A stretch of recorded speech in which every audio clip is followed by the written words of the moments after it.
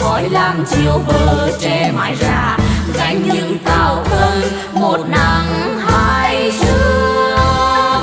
Có tiếng quê hương nặng nghe ấm tình, tiếng nói quê mình hoa rừng trồn biển. Người gặp nhau đây xôn xao tiếng Nghê, mời anh mời chị ơi bạn mình ơi, thêm yêu dòng Nghê đưa nhau tìm mơ về.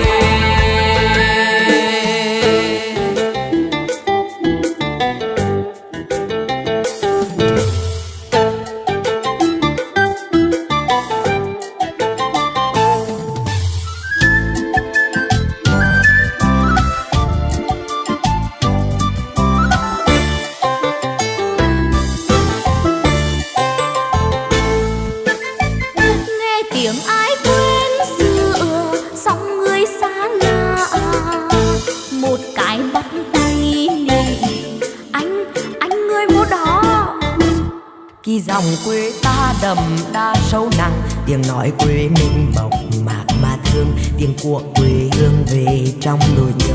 Đã gặp nhau rồi rành để làm quen, đưa nhau tìm về